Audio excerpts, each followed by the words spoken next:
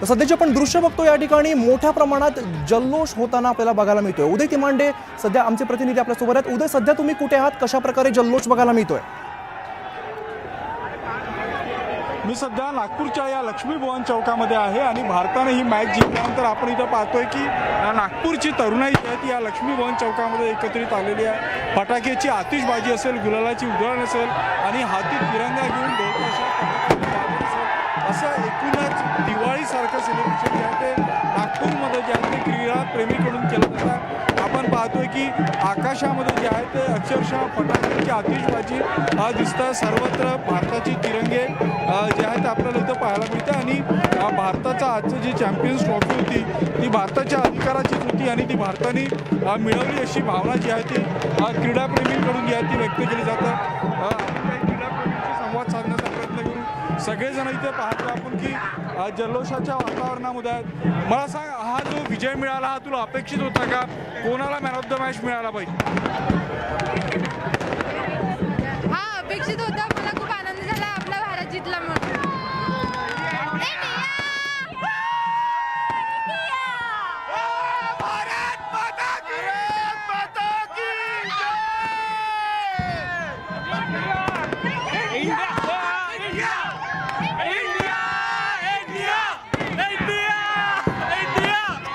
हा जो आहे तो जल्लोष आहे, कोण कसं खेळलं यापेक्षा भारत ही ट्रॉफी जिंकलेला आहे याच्यावरून देखील आपण पाहतो की नागपूरचं मोठ्या प्रमाणात खूप झाला तिथं पाहायला मिळतं आहे। फटाक्यांची आतिषबाजी मोठ्या प्रमाणात केली जाते। मोठ्या संख्येने इथं नागपूरकर एकत्रित झाला ना।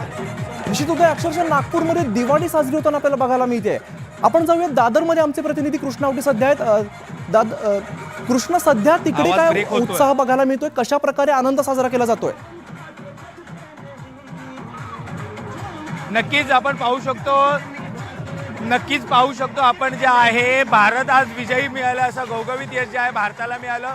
पाकिस्तानकडून जे आहे 242चं लक्ष्य जे आहे 242चं लक्ष्य देण्यात आलं आणि भारताने जे आहे पूर्ण केलेलं आहे। त्यामुळे मुंबईतील सर्वच जे आहे नागरिक शिवाजी पार्क येथे जे आहे आपल्याला जल्लोष करताना पाहायला मिळतं।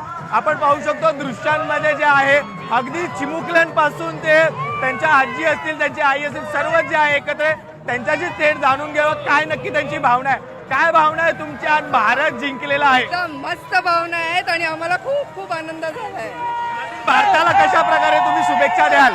जिंकत राहावे, मस्त इंडिया आपली आहे। नक्की अजून काही चिमुकले देखील आपल्या सोबत आहेत, थेट त्यांच्याशी काय भावना आहे तुझी? आज भारत जिंकलेला आहे, बरं वाटतंय। कशा प्रकारची तयारी केली होती भारत पाकिस्तान सामना? तू काय दिवसभर कशा प्रकारे प्रिपेअर होता, कशा भारताला चीअर अप करत होतास तू आज? तू मॅच आणि आणखीन काही आहे ते आपण पाहू शकतो त्यांचं जे थेट काय तुझी भावना आहे? भारत आज जिंकलेला आहे, खूप छान। खरं तर विराट कोहलीचा एकदम माइंड ब्लोईंग गेम होता।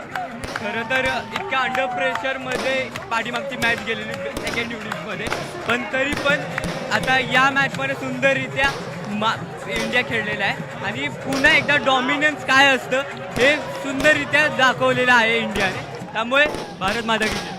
नक्कीच भारत माता की जय आणि भारताने पुन्हा एकदा दाखवून दिलेलं आहे असं देखील थेट जे आहे प्रेक्षकांचं म्हणणं। आपण आणखी काही आहे त्यांच्याशी जाणून घ्या, काय सांगशील? भारत आज जिंकलेला आहे, आज होश हारलाय पाकिस्तान आणि माझं म्हणणं की बाप असतो, पोरगा असतो। आणि आज माझ्या मनात होतं की विराट कोहली आज 51वा वन डे सेंचुरी मारणार होता आणि तसाच पूर्ण झाला आहे।